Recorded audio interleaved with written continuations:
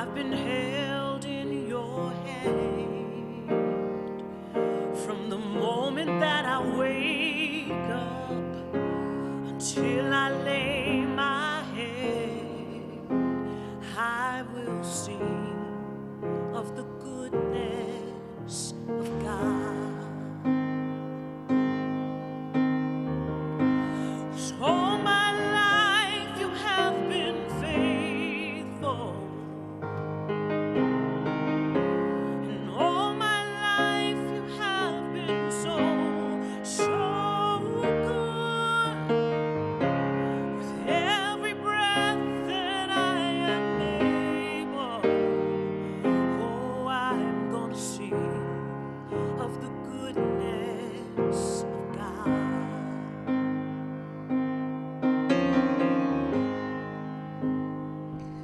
I love your voice. You have led me through the fire in darkest nights. You've been close like no other. I've known you as a father. I've known you as a friend, and I will live in the goodness of God. See, all my life you have been faithful, and all my life you have been so good. With every breath that I am able, I will sing of the goodness of God. Your goodness is running after, it's running after me. Your goodness is running after, it's running after me. With my life laid down, I surrender now. I give you everything. Your goodness is running after, it's running after me. Your goodness is running after, it's running after me. Your goodness is running after,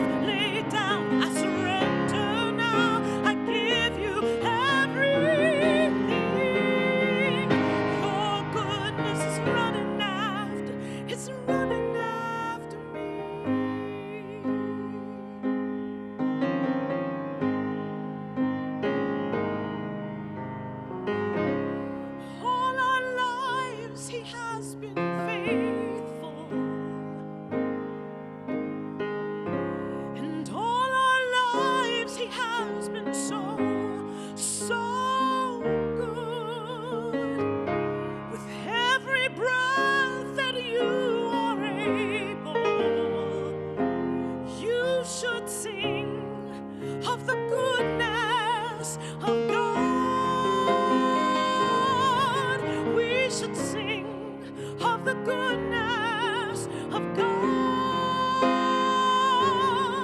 I will sing of the goodness of God.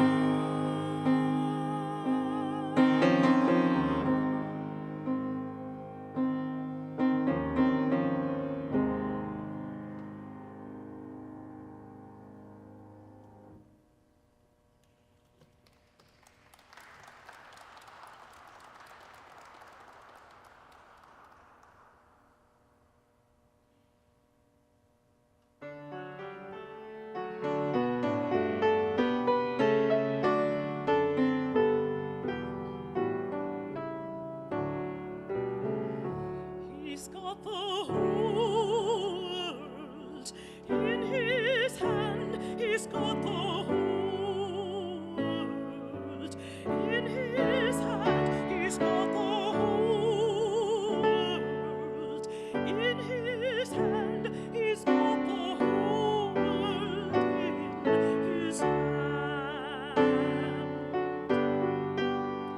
He's got the woods and the waters in his hand. He's got the woods and the waters in his hand. He's got the sun and the moon all in his hand. He's got the whole world in his hand.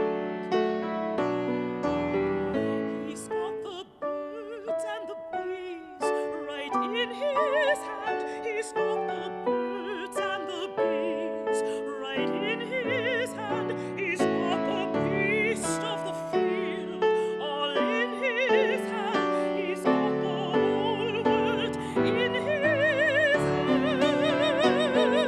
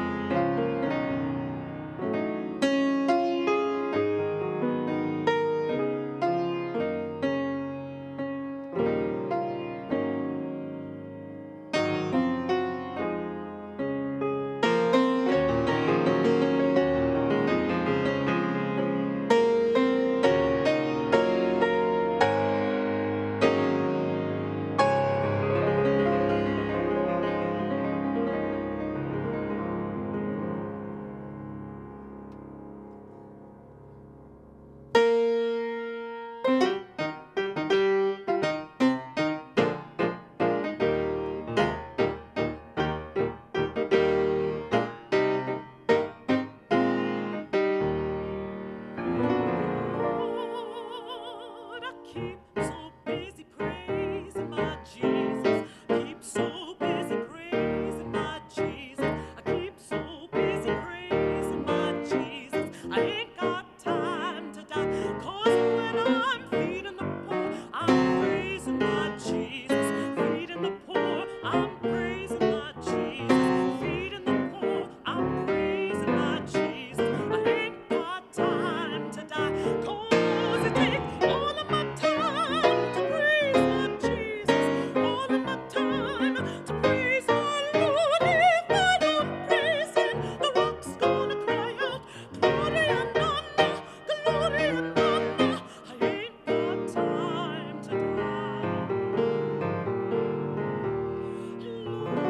Lord, I keep so busy serving my Jesus. I keep so busy serving my Jesus. I keep so busy serving my Jesus. I ain't got time to die. 'Cause when I'm healing the sick, I'm serving my Jesus. Yeah, serving. When I'm healing the sick, I'm serving my Jesus. I ain't got time to die. 'Cause it takes all of my time to praise my Jesus. All of my time to praise my Lord. If I don't praise Him, the rock's gonna cry out, glory and honor, glory and honor. I ain't got time to die.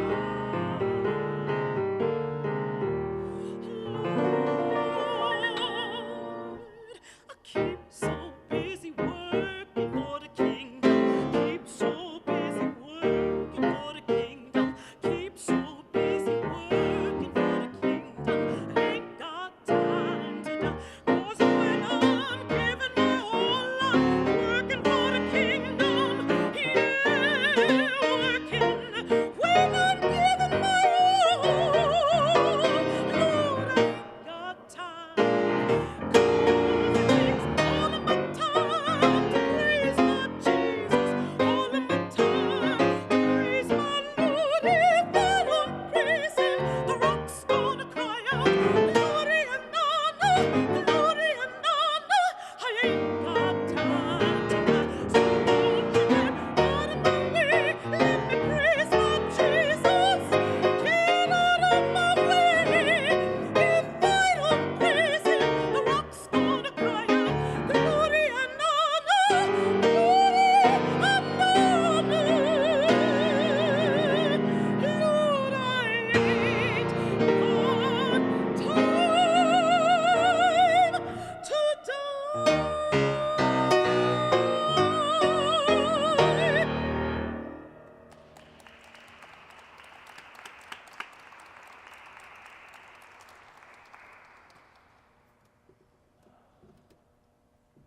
Michelle, y'all come on around here so everybody can see you. Come on around here. Oh, thank you, Lord.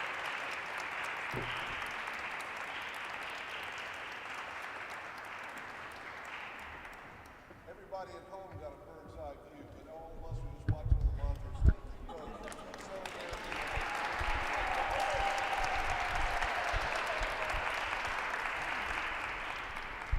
The wonderful Michelle Fallon, what a blessing it is to have her here at the cathedral. So welcome. Good evening, my name's Randy Hollerith. I'm the Dean of the Cathedral, and thank you for joining us for this third forum, conversation, opportunity to engage in ideas and to learn.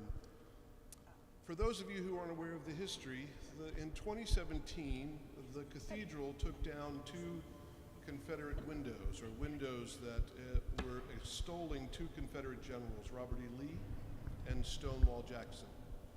At the time, right around the time the windows were taken down, we did a series of educational offerings looking at what do stained glass windows mean, why are they in churches, what stories are they telling. But now we're in the really wonderful process of creating new windows to go in that space. And we're fortunate enough to have Carrie James Marshall as the artist who is creating our windows, and Elizabeth Alexander who's creating some verse that will go on the tablets below the windows. And those should be We should celebrate that in the fall when the windows are complete. So all this year, we're holding conversations around racialized symbolism. What stories are being told in our monuments? What stories aren't being told? What stories are being told in this cathedral and which stories aren't being told? How we can do a better job of being more fulfilling in the stories that we do tell. So I'm so grateful to our distinguished panelists and speakers tonight. Dr. Yolanda Pierce, thank you so much for being our opening speaker. And Dr. Gwendolyn Shaw, who's actually a member of our Windows Replacement Committee, who's been working with us from the beginning, will be our moderator. And we're so glad that you all are here to be with us tonight. So welcome to all, I think there are about 400 who've joined us online live this evening, and thank you for being with us as well. Now it's my honor to turn the mic over to Dr. Leonard Hamlin, who's the canon for mission here at the Cathedral. Leonard.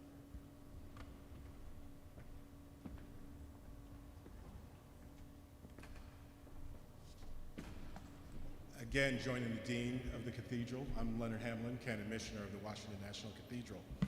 And it gives me great pleasure to look out and to welcome those that are present, as well as those who are joining us online, for this third in our series of conversations and dialogues about subjects that sometimes are often uncomfortable, sometimes subjects that we avoid, but recognizing that many of these subjects are lifted by what we see, how we experience different things in our lives.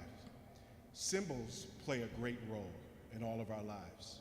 We wear them, we see them, we carry them, but these symbols speak to us, even as sometimes we're trying to speak through them. So on this evening, you've heard about the windows and the history from our Dean, this being the third in our series.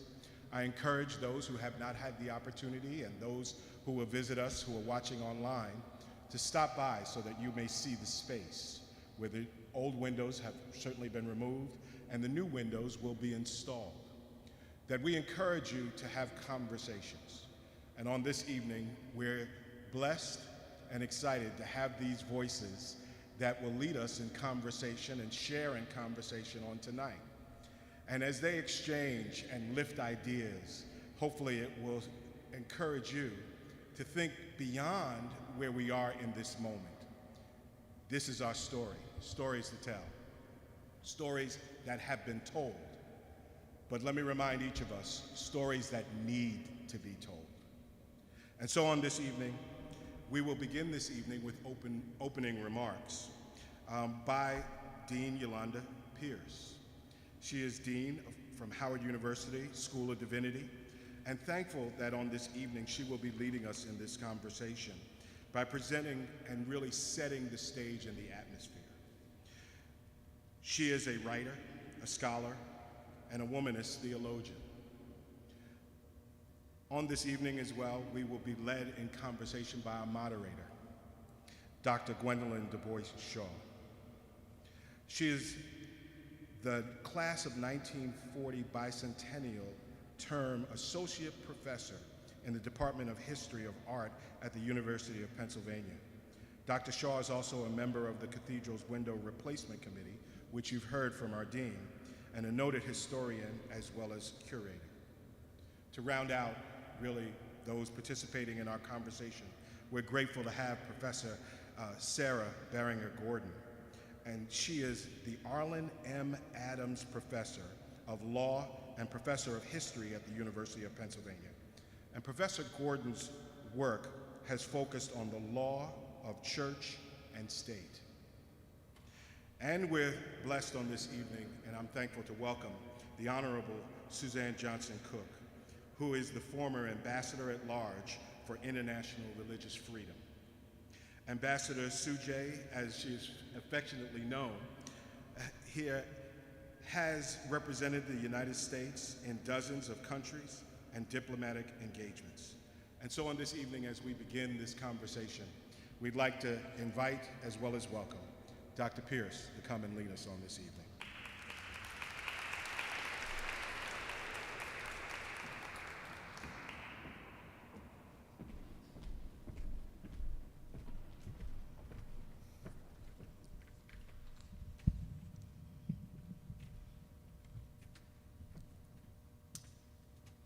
clothed with dignity and strength. The late great African-American poet, Margaret Alexander Walker, was interviewed in 1969 by members of the Black Power movement. She was asked a simple question: why do you continue to write poetry? Why do you continue to write explicitly religious poetry? As if somehow her scribblings were an effective weapon against segregation, injustice, political disenfranchisement.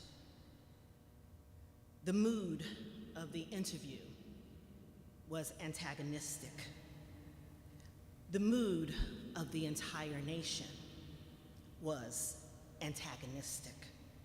Several Black political activists lamenting the failures of the civil rights movement, and certainly lamenting the slow pace of change.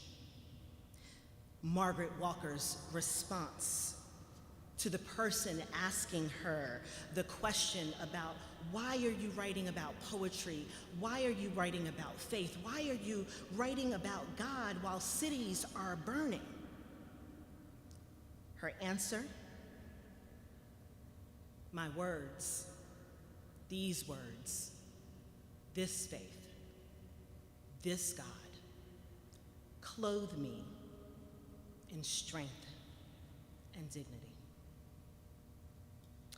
Margaret Alexander Walker, a literary foremother to generations of African American poets and writers, including Richard Wright and Gwendolyn Brooks and Sonia Sanchez, a daughter of the South, born in Birmingham, Alabama, raised in New Orleans, Louisiana, her entire life spent in Jackson, Mississippi, the daughter of a Methodist minister, the granddaughter of enslaved people. In her 50 years of publishing poetry, there was one central burning question she asked again and again and again: why have African Americans been believers in this Christian God? That seemingly simple question has been at the heart of my own spiritual and academic journey as a womanist theologian. I reflect on that question even now. Margaret Walker from Jackson, Mississippi, the capital of the state, which today has no drinking water for its 80% African American residents. In a world in which even the water you drink is racialized, whether you survive childbirth or if your community will become a toxic waste dumping site are all racialized questions, then why have we continued to believe in God is a crucial question that requires an answer. In her 50 years of poetry, she ties together contemporary African American religious belief to the diverse faith traditions of enslaved people, and even prior to this collective African religious heritage. And though millions perished on that Middle Passage journey, what could not be destroyed was faith. We did not come to this nation, this new world, as soulless, empty vessels.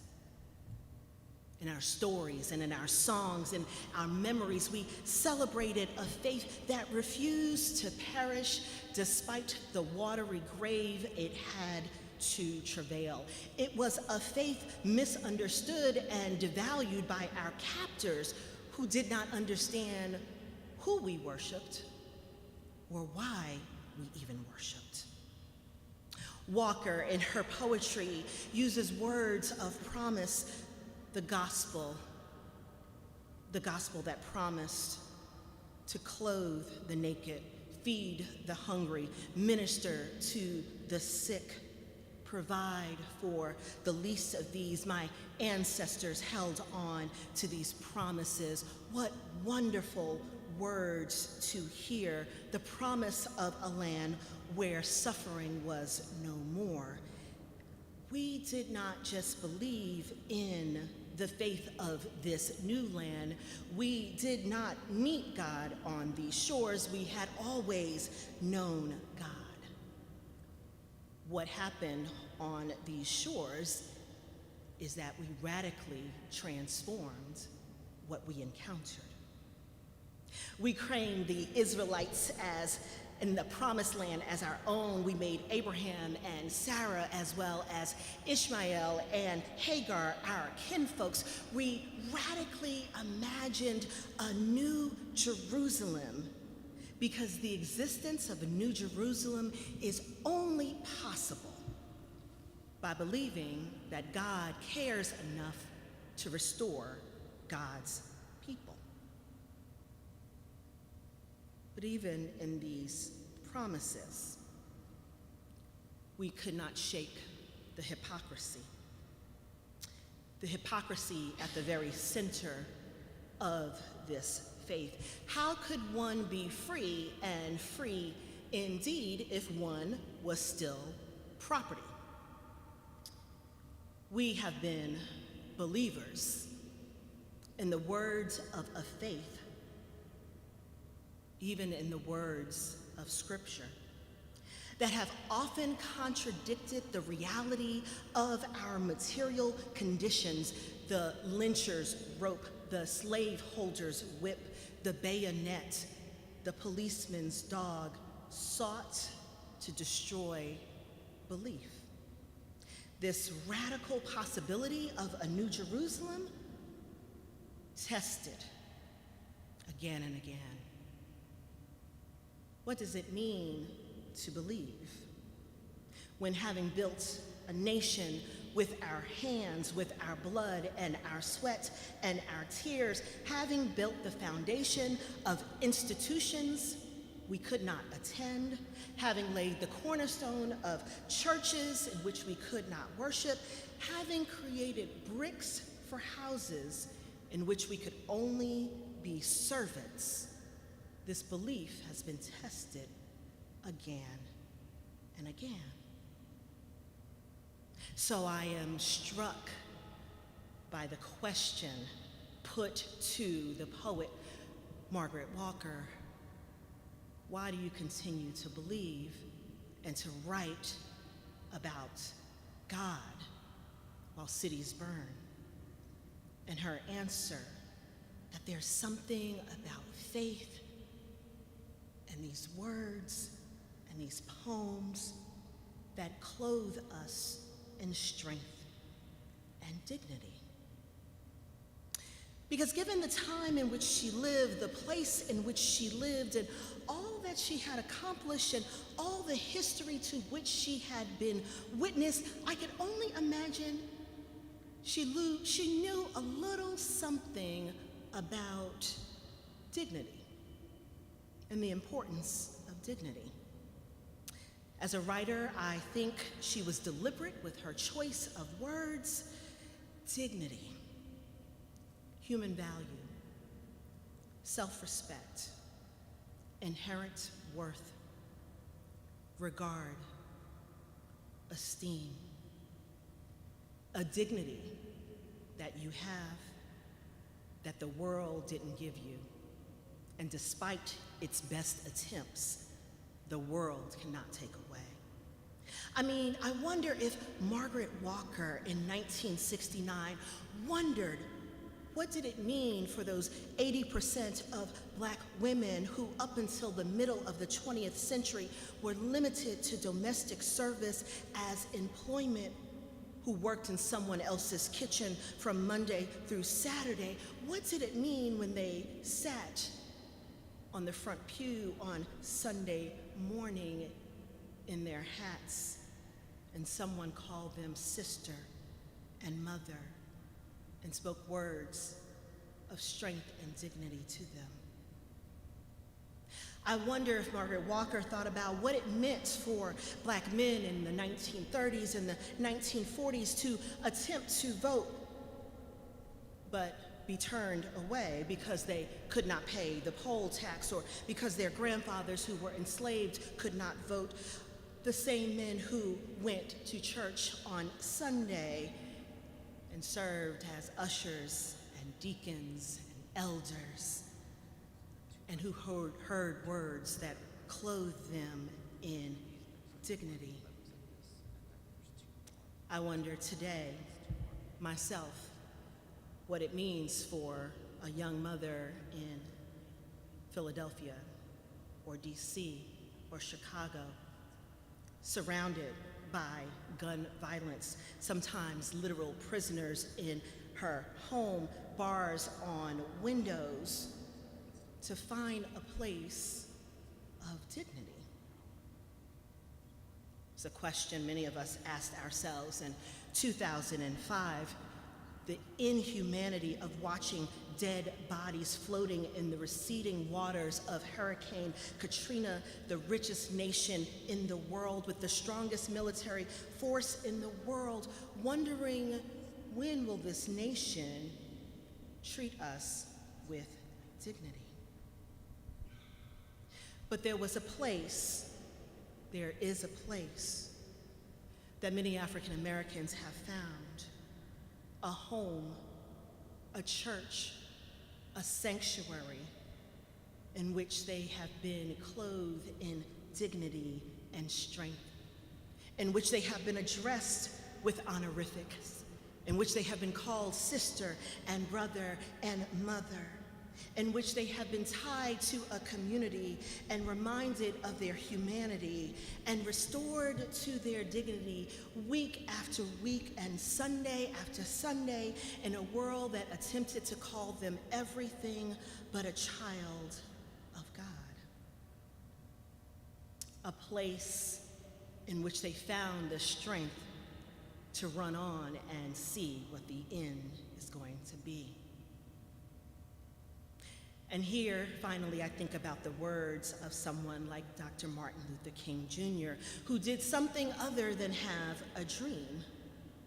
Trained as a theologian, his words and writing in his brief speech called True Dignity are a powerful reminder to us why we are here tonight. King says this, and I quote, "The simple truth is that dignity is created by man's constructive work and God's love, and no power exists which can take either. His dignity will exist for as long as he lives and fights for human rights." The Imago Dei. As a theologian, this concept of the Imago Dei, that we, all of us, are made in the image and likeness of the divine, is at the center of King's words. He names it explicitly. He says the Imago Dei, although sometimes diminished by social injustice, can never be destroyed. If we are made in the image and likeness of the divine, then the images we create matter. Representation matters. The pictures, the images, the stained glass windows, the art that we see matters. The images that we tear down and the images that we uphold. The ones that we create and the ones that we choose to deconstruct matter. This is the work for us today. We need, in order to do this work of upholding everyone's dignity, to tap into our divine imagination.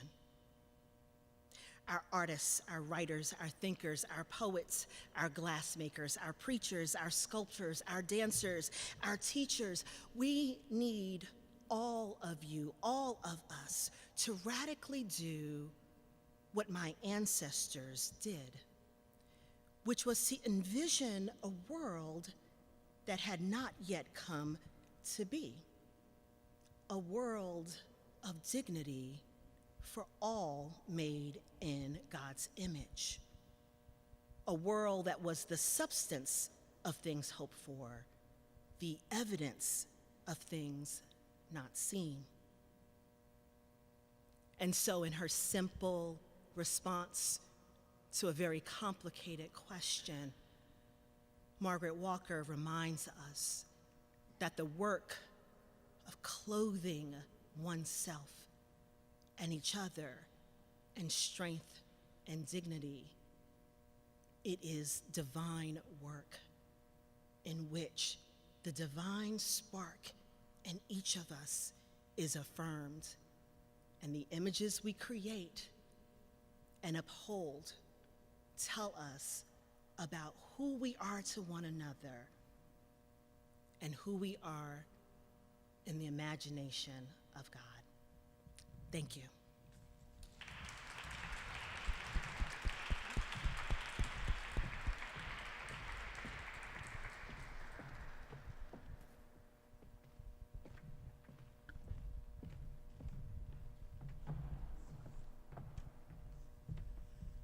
Okay.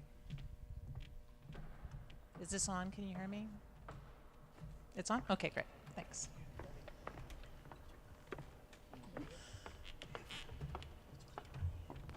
I think you're fine there, yeah. Great. Well, thank you all for coming tonight. It's wonderful to be here with you and to be in conversation with these amazing women. I was thinking about over and over again, we talked about names and titles and nicknames, but I think I'm going to go with the honorifics, if that's all right. Ambassador, professor, and dean. I love my honorific. You know, there's a joke about how long it takes to get a PhD, and by the time you've done it, you really want to be called doctor. So I can appreciate that. So I wanted to begin our conversation tonight by thinking about the reason that we're here, which is the replacement of the windows, which were over there just behind us. And I was hoping if I could get the first slide up so we can see what they looked like when they were in place. They are now, of course, they've been removed from their location, and they are on display at the Smithsonian's National Museum of African American Culture and History as part of the exhibition, a long-term temporary exhibition on Reconstruction. And of course, these windows were installed not at the end of the Civil War, but almost 100 years later, right? And they were just removed. And now people can see them on display in context, right? And this is something that we hear a lot about, how the removal of monuments and memorials to contentious moments like the Civil War should be placed in context. So I want us to think about context together. Think about these windows, their location very close to the crypt of President Woodrow Wilson. That placement, of course, being very purposeful, very adjacent on purpose, because Wilson was a president who really supported the idea of the lost cause and a kind of reconciliation of North and South, and a placing on kind of equal footing again that division. And so I wanted us to begin by thinking about what it means to take things down, and whether it's possible to make something new in that space. And Professor Gordon, I was hoping that you could start us off with that. If we go to the next slide, which is a picture of our university, the University of Pennsylvania, the law school where you teach, Professor, and which is just across the street from my office. And I've walked by this building. I mean, I've been at Penn since 2005, so about 1 million times, and I had not noticed that up in the roundels there are, in those little round pieces of stone, there are the names of famous jurists, right, important jurists. But recently, the faculty decided that it was time to make a change in those names. And maybe you could tell us a little bit about that, and we could start the conversation there. Of course. Is this on? Can everyone hear? Great. First, thank you so much. It's such a pleasure to be here and to be in this beautiful space. Indeed, at my university, a medallion, as it's called, was named in honor of Roger Brooke Tawney, who was the author, closer? Thank you. Who was the author of the Dred Scott Opinion of 1857, which was a flat-out nationalist, aggressive, extremely sharply written decision brought in a case that was to free Dred and Harriet Scott, who had been enslaved but had lived for years in free territory. And Tawney held as a matter of law that no person of African descent could be a citizen of the United States, nor have standing to sue in its federal courts. And that was wrong. It was really wrong. It helped start the Civil War, the bloodiest war in human history to that time. And it was remarkable for us to discover, much like I think people in this cathedral have done, to discover that it was more than 50 years after the Civil War that Tawney's name was put on the outside of our law school building. And we weren't able to recover exactly how it happened, but there was one professor from South Carolina who had an informal argument group in which he would always posit the legality of slavery. And he wrote a very admiring biography of Tawney, and we think he was the source. At any rate, the question became, what should we do with it? Our law students were walking in our doors, seeing this name valorized on the outside of our building. It was awful. And when I started teaching there 25 years ago, I wrote a little article saying, isn't this a crazy thing to have going on? Don't you think we could do something about it? So of course I was made chair of the committee. And being a law school, we had a lot of process. We had town meetings. We made a video about it. We had a special phone number. We had a special email. I read 100 books. We really worked hard and came up with a sort of mixed message, I think is the right way to put it. We decided that the name did not belong there, but we were not sure that we wanted another name, or if we did, we weren't sure what it was. And I'd had one very irate phone call from an anonymous student on that special number who advised me not to do anything for 10 years. Said, don't do anything. And when we couldn't agree on a name, we decided that we would wait for 10 years. We would take that name down and leave the blank space and not do anything with it. So in a way to mark the fact that it was gone. I think that's really powerful. You know, the idea that you don't necessarily have to immediately jump in with a substitution, but how important it is to recognize that a community of people have made a decision that a certain name should no longer be there or a certain image shouldn't be there, but that it may take a little bit of time to decide what the lasting replacement will be. Yeah, it's, if we go to the next slide, that brings me to the question that another university, and we have a lot of university stuff in here because I'm, a professor, and that's how I tend to think, but Princeton, for example, this is the building that used to be the Woodrow Wilson School, and now its title is the Princeton School of Public and International Affairs. And Dean Pierce, we were discussing this, and you're a Princeton alum, right? So the place where we spend our undergraduate or our graduate years can be very dear to us, but going, under the name of Tawny every day, or going past a building that is named for a segregationist president can be, quite oppressive. So what are your feelings on the shift in this naming situation at Princeton? So, this is a great question, and I know the ambassador wants to weigh in on it as well. I think that I absolutely was delighted about the decision to remove the name. But like so many other people, you wonder, A, what takes so long?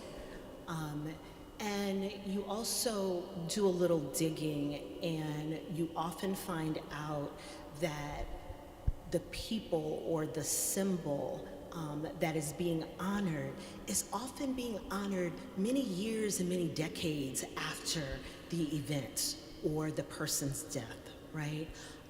And so we think about all of the kind of Confederate symbols that were put up in the 1940s and the 1950s, 100 years almost after the war, to really think clearly about the kind of racial backlash that it represents. So as a student at a university, as an African-American student at a university built in part by enslaved labor, it wasn't just about the removal of a particular name from a building, but the larger recognition. How did this building come to be? How did this university come to be? Living here in Washington, D.C., those are the questions we have to grapple with every time we see our nation's capital, right? And that, for me, is a part of the work. It isn't simply we remove a symbol, we remove a name, but are we grappling with the history?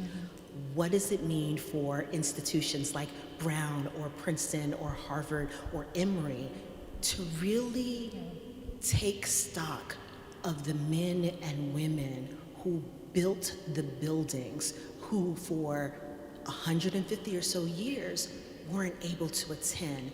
And what do those universities owe the descendants of those people? Yeah. So first, thank you, Canon and Dean, for the invitation. It's so great to be here. You know, my youngest son is graduate also of Princeton, and we were talking earlier about our children are now citizens of the world.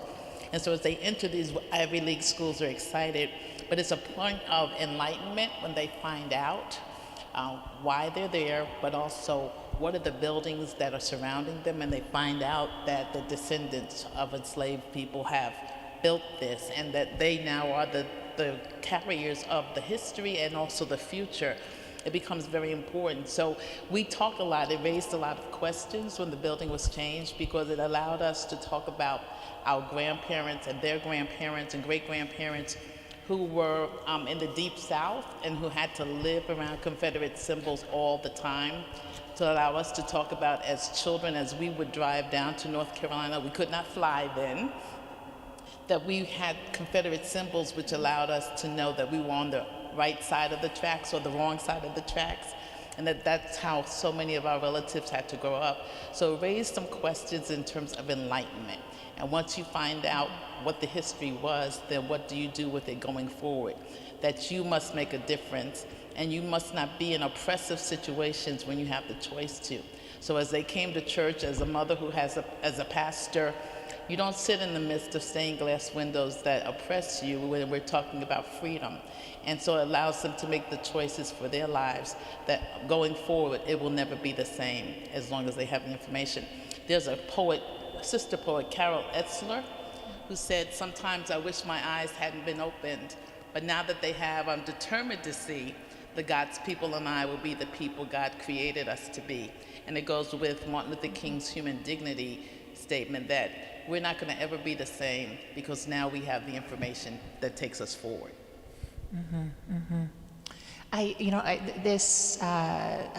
The notion of symbols being so important, where we go to study, where we go to learn, and where we go to worship.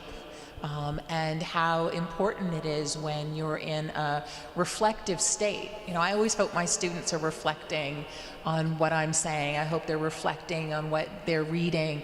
And then I think when they look around, what is the iconography that they are looking at in class? What is on the wall of my classroom?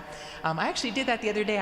We have some pictures in the room I teach in, and I looked and I'm like, I've been in this room with these prints for 10 years, and I never actually looked at them very closely. And they said things, and I thought, there were words in there, and I'm like, oh, I should pay more attention to this, because I'm very focused when I'm teaching, but my students have a lot of downtime, right? So they spend more time looking around. So I wanted to go to the next slide. Which is a stained glass window from the 16th Street Baptist Church, and talk about this image, which is, we're changing mics, which is Black Jesus, right? And just to say it like that, Black Jesus, like Black Santa Claus, right? Do we have to preface like that? Or can we just say this is Jesus?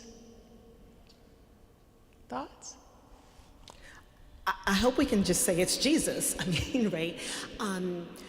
I was very, very fortunate to have grown up with images of Jesus that look like that. I had images of Jesus that looked like my father and my grandfather, my brothers, my cousins, that looked like the men in my family, in my life, and my community. So I did not have to be decolonized. But unfortunately, I would say that for a number of places and churches, this work of decolonization of the mind is absolutely critical and crucial. Using the symbols of Jesus, right? We often in American churches see not only white Jesus, we see blonde hair, blue-eyed Jesus, six-pack Jesus, Jesus 6 feet, 6'2", and it doesn't even fit with the actual historical, cultural data that we know about Semitic people living in the 1st century, right? And yet there has been something about the white supremacist appropriation of the image of Jesus that has been so detrimental. And so part of what symbols can do is they can harm, but they also can, with a different kind of symbol, give, and this is why I use the term divine imagination, a different possibility. And so as someone who grew up with Jesus that looked like me, then of course I felt affirmed in my skin and in my hair and in who I was. I never imagined that there wasn't a place for someone like me. But I have watched people go through the process of trying to locate themselves within the biblical text or locate themselves within American religion because unfortunately the symbols, right, have been so literally whitewashed, right? And so when I think about African American churches, some of which still have images of the white Jesus in their stained glass or in their portraits, donated.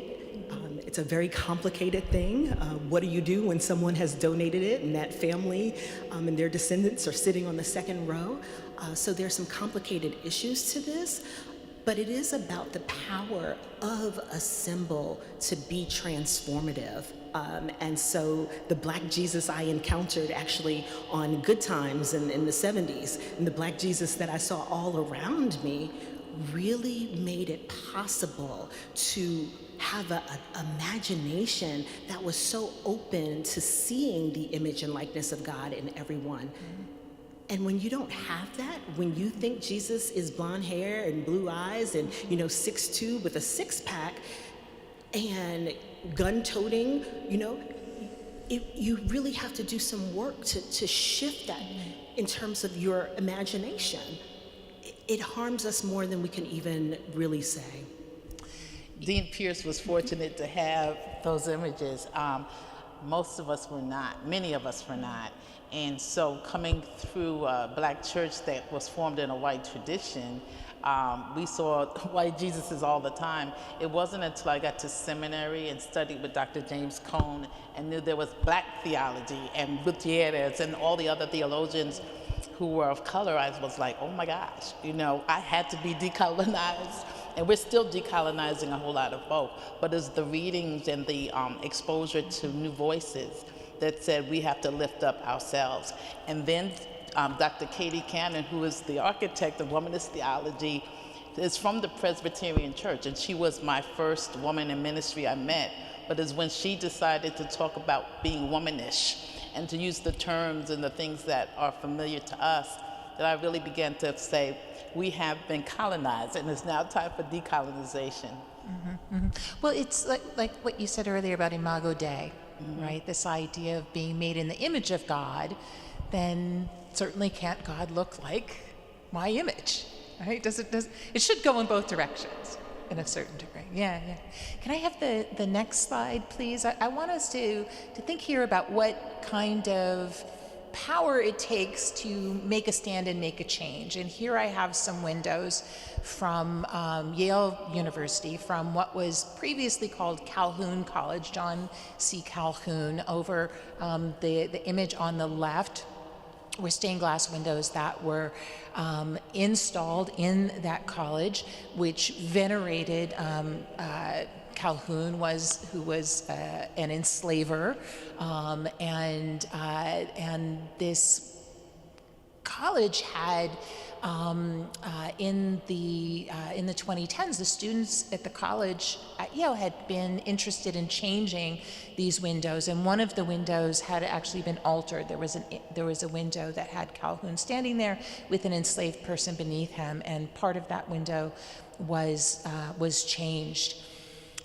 The window that you see with the people with cotton in baskets on top of their heads was destroyed by a man named Corey Menifee, who was a dining hall worker at Yale and who had worked there for about a decade and had been passing these windows every day at work. And finally, one day, he couldn't take it anymore. And he said, I am not gonna look at this anymore. And he got up on a chair and he took the handle of the broom that he had been using and he smashed the window. He got tired of waiting. And this, this made Yale move very rapidly to take down the other windows. And then they commissioned a number of artists, including Faith Ringgold, to make new windows. And so you see on the right one of the windows that she designed, which shows people gathered together around a table sharing food. And in that process, the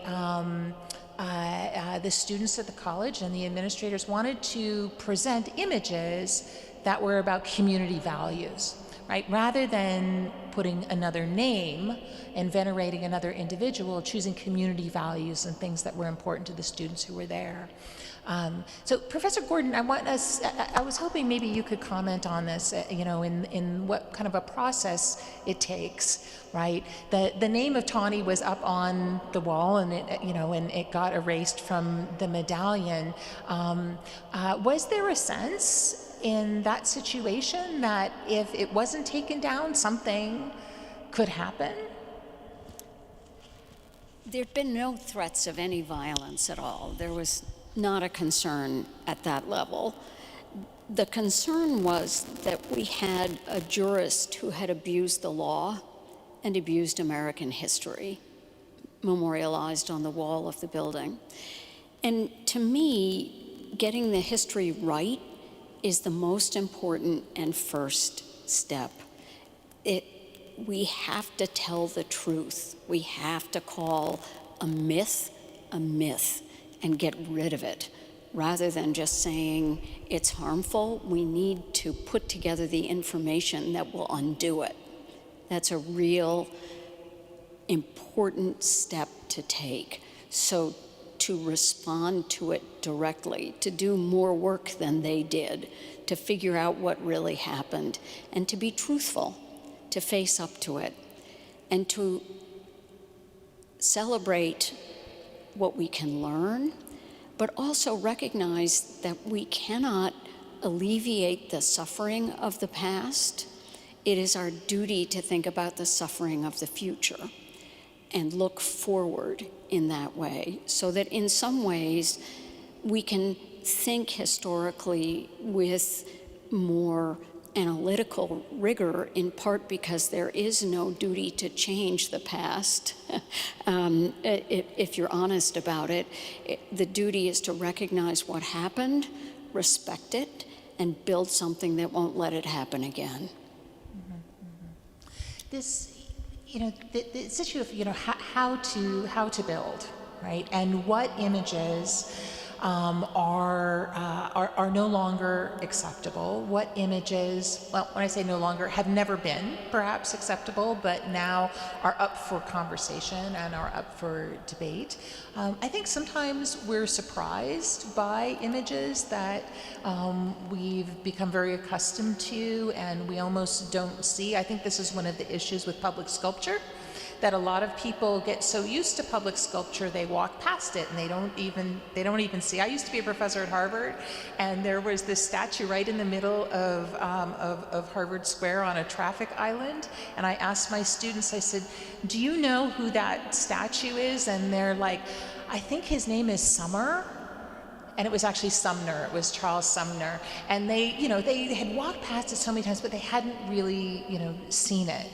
And I think with certain figures like Abraham Lincoln, for example, we're very, very used to seeing him, and we're very used to understanding that in a kind of compressed way, he freed the slaves. And I'm using scare quotes here, right? Because we know it's more complicated than that. And the Emancipation Proclamation only freed enslaved people who were in the states that were in revolt against the Union, but not enslaved people who were in slave states like Delaware, for example, right? And so it's much more complicated. But Lincoln is a figure that has long been part of a Black pantheon, particularly in the end of the 19th century, along with Frederick Douglass, as a historical figure worthy of veneration. But more recently, there have been real questions about images of Lincoln, particularly emancipation images. And if we could have the last slide, please. I just want to put that up. So this is a stained glass window, which is just behind us in the War Memorial Chapel.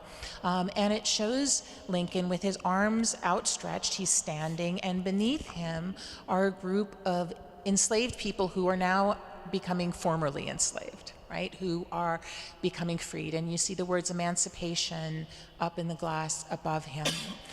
In the last few years, monuments to Lincoln, like the one here in Washington, D.C. by Thomas Ball, which was erected with funds raised by freed people, came up for conversation, whether this should be removed, even though the intentions behind its original installation were quite genuine and sincere and came from members of the Black community. So I'm hoping the three of you can talk to this issue about what do we do with images of someone like Lincoln, who's like good, bad, good. Like we still love Lincoln, but we know he's more complicated. What do we do with images like this? How can we engage them? Do we need to remove them? Do we need to change them a little bit? Do we need to recontextualize them? What are your thoughts? My thoughts are you find a place for them. The controversy has been that there are some who are supportive of it, as there are those of us who are not supportive of it. And so I know those who were removing the statues at the bottom that said, you know, in honor of a fallen hero, well then bury them, put it in the cemetery. So to find a place that's appropriate, but there needs to be a lot taken down. And I think you have to find the places in history where you can place them. Mm-hmm. Do you think it matters who put them up? Yeah, it does. Yeah. Yeah, it does. Yeah. I think that, you know, that's one of the really interesting things is to think about the, like the Daughters of the Confederacy, for example, who were responsible for erecting so many of the monuments which today are up for, you know, reconsideration and removal, and that, you know, this was women's work in a certain degree, right? That this was a way, and the Daughters of the American Revolution, equally complicated group of boosters, shall we say, right? You know, can we overwrite those intentions? And what do we do, like in the case with the Ball Memorial, when it was a group of freed people? So I do think that intention matters, and I do think that having that history matters. I think really what part of the issue is, it is about the disproportionate representation of a certain thing over another thing, right? And so when we have disproportionately so some people represented, some stories represented, some experiences represented. I was honored to be among a number of people who attended the unveiling of the Mary McLeod Bethune statue, right? And everyone's like, wow, the first Black woman to be on. And so what it means is that it was 2022, and now we have one. Right? It's the disproportionate way, because if you looked at all of those statues, it would tell a singular story. And the American story is not a singular story. Mm-hmm. And so what we're trying to say is that there are more spaces for other stories to enter into the discourse. Lincoln is extremely complicated, right? I do understand in part the messianic sort of figures that we have of Lincoln. We also know that if Lincoln had his way, he would have sent formerly enslaved people anywhere other than here. It's just absolutely true. It's a very complicated, no problem with that. It's the disproportionate nature of the story, which is that we also don't get the stories of the men and women who saved up their pennies to build the monument. So we get the great white savior almost everywhere we go, but we don't get the men and the women who toiled in the fields. We don't get the story of the people who cleaned. We don't get the story of the people whose actual labor did the work. And so that's the issue, and that's where we have to intervene. This isn't just take one down and replace another. It is to say we have a diversity of stories, and when you allow other stories to enter the discourse, it's complicated and messy. Good, it's complicated and messy. We have to actually destroy the singular narrative. And when we do that, there's room for other stories, other monuments, other paintings that can come alongside and tell the truth. History has to be truth-telling. Messianic Lincoln, okay, but complicated Lincoln. Lincoln who was like, I wish you all would go back to Africa. Oh, but we've been here now for 200 years. Back to where? We've been here longer than your descendants have been here. Seriously. And so you have to just tell the truth. So we need to stop the singular story. That's the suggestion. Which goes back to your opening about human dignity. The reason we have a Black Jesus and a Black History Month is because all the stories haven't been told. So we have to find a time to tell it. I believe every day should be Black History Month, but we have to insert ourselves into the narrative that hasn't been told. I agree entirely. There was a commissioned, I think the Mellon Foundation commissioned a study of monuments around the country, and the disproportionate number of white military men it's thousands to one. So we need to build a landscape. We need to build these spaces. This is a sacred space that has a lot to say, and it can add voices, and that's what you're talking about doing. And I think that's the really important thing, is to add, not always subtract, because some stories really are complicated. They really are, so I do think that making a more complex symbolic landscape is better than trying to erase the hurtful only.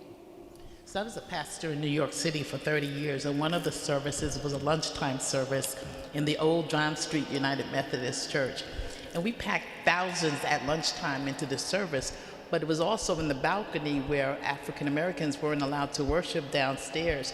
So it wasn't just a matter of saying, thank you, Jesus, let's say hallelujah, but let's understand the story and the narrative of how the African Methodist Episcopal Zion Church was formed, because African Americans couldn't sit where you're sitting at lunchtime. So we have to tell the whole story and not part of it. Yeah, I mean, that's a really complicated thing, right? And as we move forward,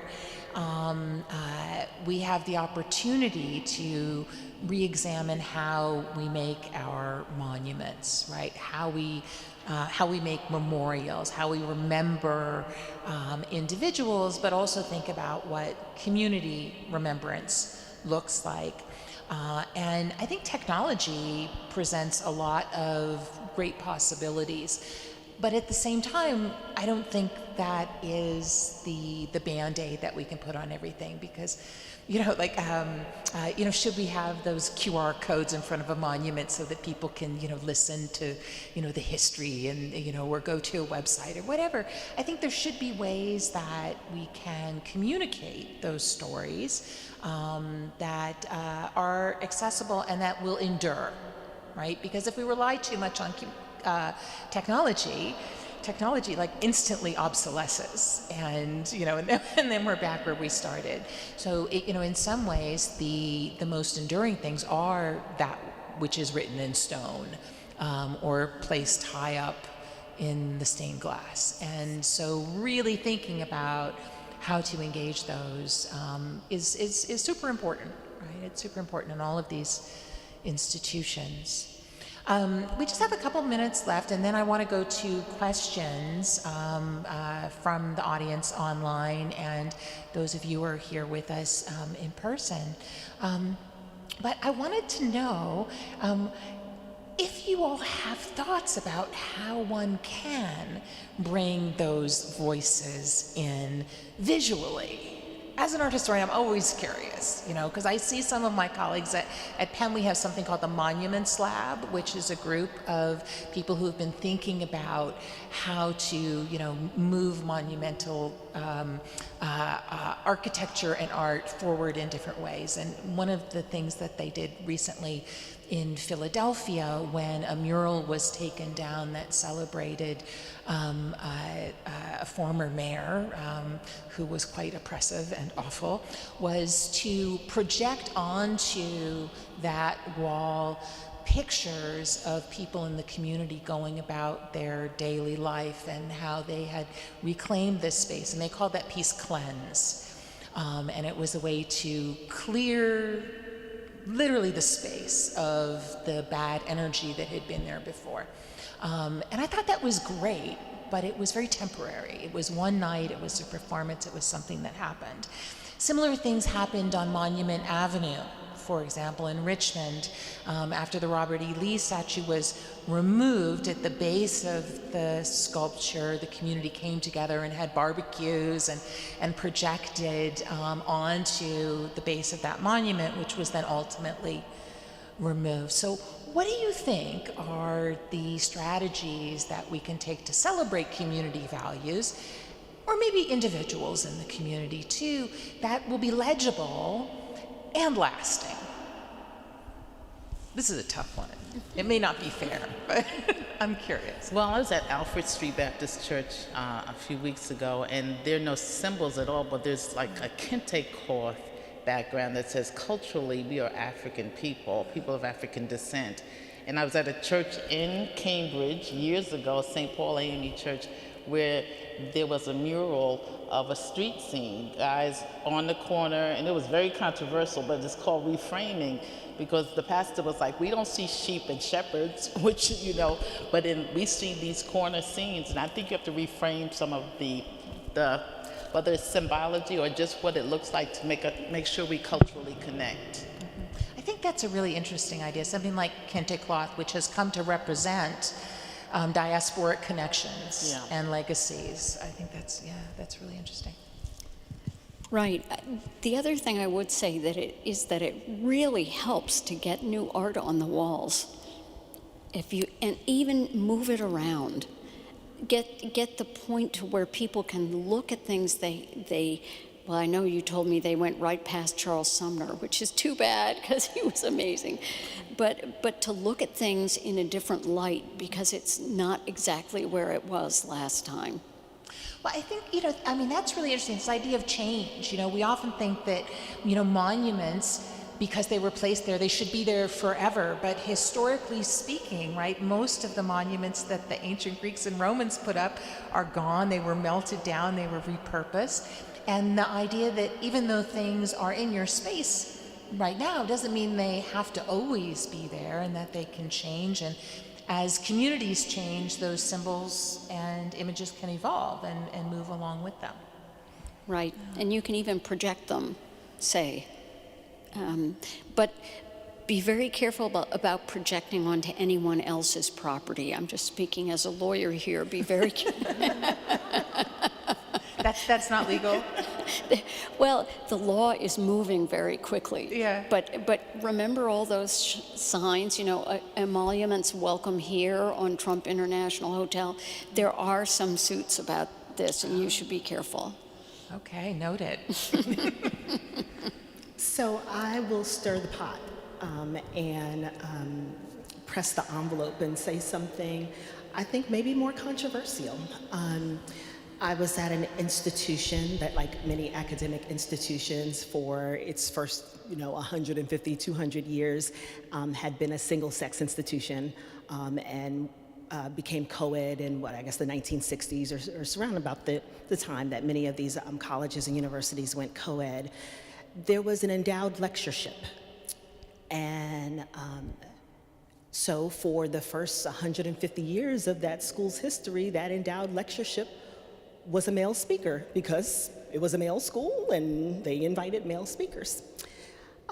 School goes co-ed. Eventually, that lectureship, they started to rotate, maybe a man one year, one the next year. I said, let's actually really shift the pendulum. For 150 years, you invited men. What would it look like for the next 25 to 30 years to only invite women?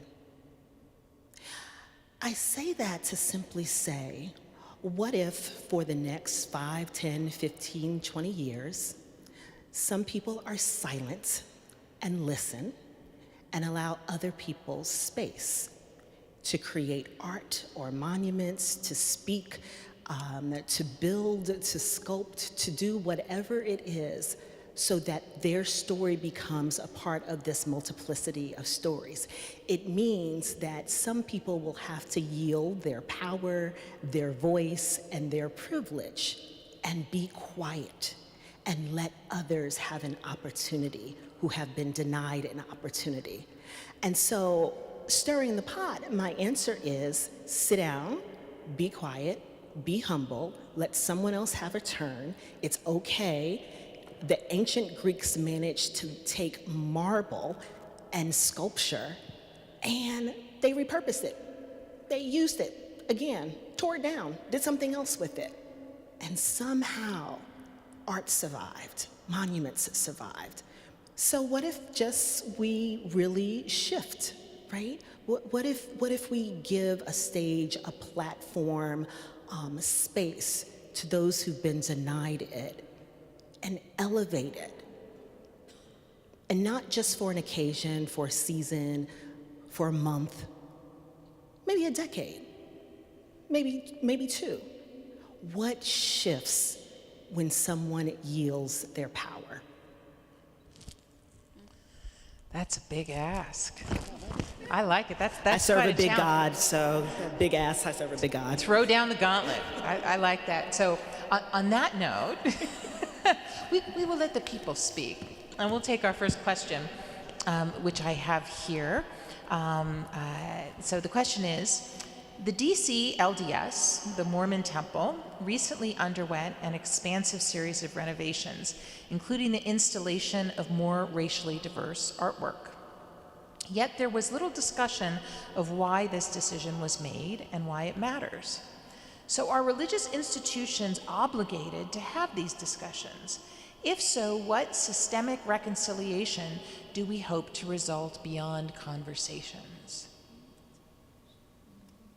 I think it's interesting that the LDS, which only in the last few generations has recognized that certain people of color can be a part of that religion in an active way, is making this move. Are religious organizations obligated? Well, I'll say conversations are a good start. And with international religious freedom, I had to sit with everyone, and we have begun conversations with the LDS community where we sit side by side and they allow us to ask the questions of why it took you so long. And I think that those are the beginnings of at least some diverse conversations. I think it's a start. It's interesting with the Catholic Church, for example, if we think during, after the Reformation, enormous amounts of energy was put into decorating churches and to making colonized people see themselves in the in images like, say, the Virgin of Guadalupe, for example, as a mestiza, as an indigenous representation of Mary, right? So that the sense there was, if we don't adapt, we're not going to survive, right? And we're not going to make our point. What about today? Is that still an imperative? I think so. I mean, to answer the question explicitly, I do think you have to talk about why you're making the change. I don't want people to worship a white God in blackface. Mm-hmm. I want the decolonization and the deconstruction of white supremacist views of God. I don't want it replaced with black supremacist views of God. I want the work that we do to be work that is liberating for all of God's people. And so part of that is, in fact, to do the work of the history. So why did it take until the 1970s for black men to be allowed the priesthood in the LDS community? That has to be told. Simply drawing the characters as brown is not enough. The conversation, the digging, the sitting with the history, and then I would offer the repentance and the repair and the reconciliation and the reparation. Either we're gonna do the work or we're not. And if doing the work is replacing one thing with another, that's insufficient. Doing the work will require several steps, the end of which have to have something to do with how we repair that which has been wounded. And deal with the other R, rage, because some people were really left out and they're not happy about it. And just because you color people brown does not mean that we're satisfied. I think especially, but not only, with the Latter-day Saints, Native peoples are also very key here. And so many of the issues involving settlement, westward movement, and appropriation of land are key to that church as well. So they have many issues. So I want to go to this next question, which is about naming, right? And we started the conversation earlier, and I mentioned Black Jesus, right? And do we have to say Black Jesus? And this is a question about that. It says, we're in the 21st century, and we now know of at least some persons of color who are famous for their creations. Here, this person's talking about artists. Why must we continue to adjectivize, like adjectives, the works of people of color? Why Black art? Why not, for example, a Ringgold or a Kerry James Marshall, as opposed to naming that person as a Black artist? I actually have a really good one for this, but answer that one. Okay. Well, I think that this is a real issue, and having worked in museums, this is always something that comes up. You'll have people who come into a museum and they will say, I'd like to see works of art by Black artists. Where are they? How do I know if this is a work by a Black artist? And I used to joke about this when I worked at the St. Louis Art Museum, is that, we have little black dots next to the paintings by Black people. And this was like half a joke and half not. Because I think it is really important to acknowledge points of identity in the didactic labels, in the educational explanatory labels with artworks.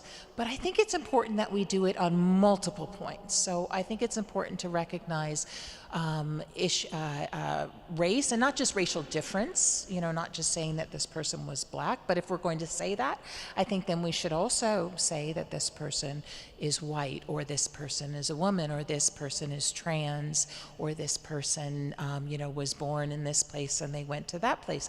Because these are points of identity that matter to everyone, and especially some people who have not seen their personal points of identity recognized before.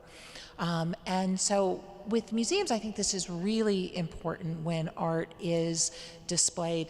Also in part because it begins a process of keeping those institutionals honest about what they're doing, when they can opt for a kind of rhetoric that says we are decolonizing, we are doing land acknowledgements and honoring the indigenous lands that we occupy. I think you have to go further than that. If you're going to give a land acknowledgement, I think you need to collect, as a museum, I think you need to collect the work of indigenous artists and put money into those communities and support the artists who are making those works, and then include those points of identity on the labels. But that doesn't mean that you can leave a normative white male artistic identity unsaid. I think you also need to bring that into the conversation. Yeah? Okay, good. That means I'm on track. It's good. It's always good to have affirmation. Okay, so I think we have time for one more question, which is the Lee Jackson windows, the ones that were over there, began to be talked about in 2015 and were taken out in 2017. We've continued to talk about them into 2023. At what point should this conversation end or transition to something else? Maybe, and this is just me, maybe the Lincoln windows. Beyond talking about Confederate monuments, should we instead be focused on the part involving installing more diverse, historically accurate iconography?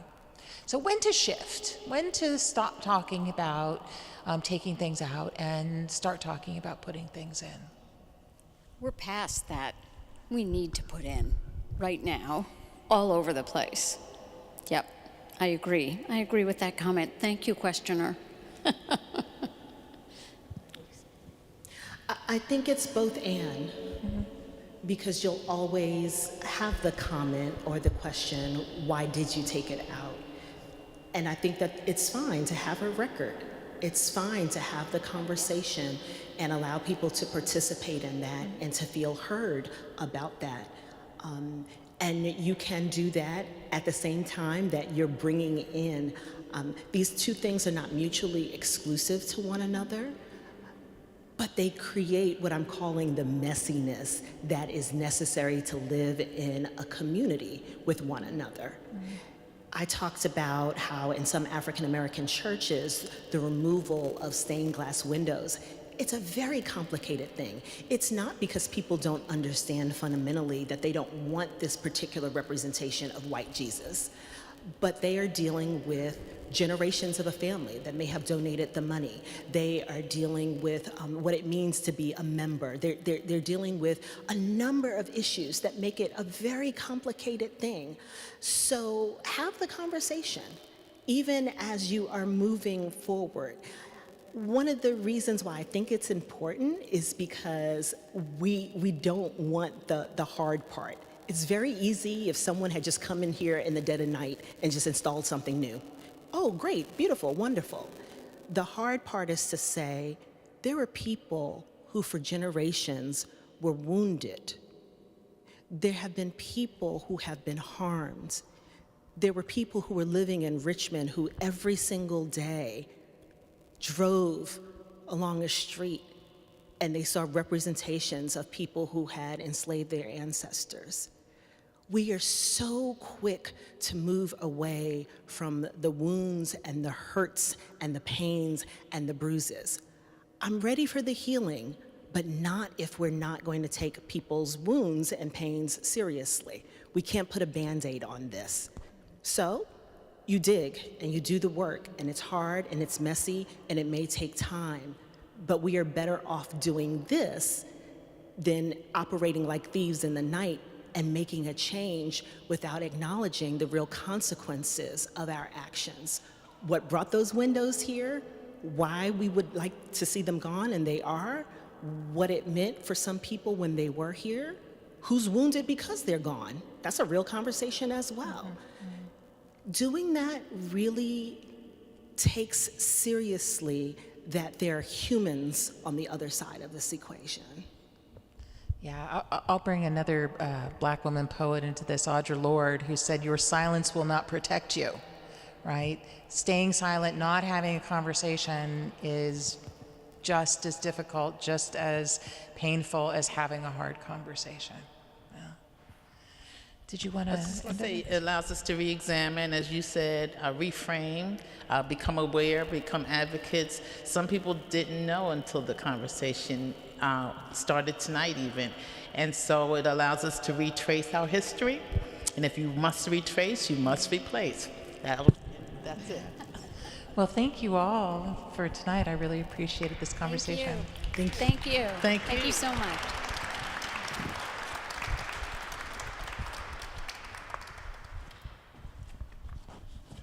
think I'm going to borrow your mic.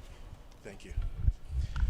On behalf of our dean, I want to express our thanks not only to our panelists who are here and our moderator, but to all who have joined us here in person as well as online tonight. When we say thank you again for our panelists in this conversation.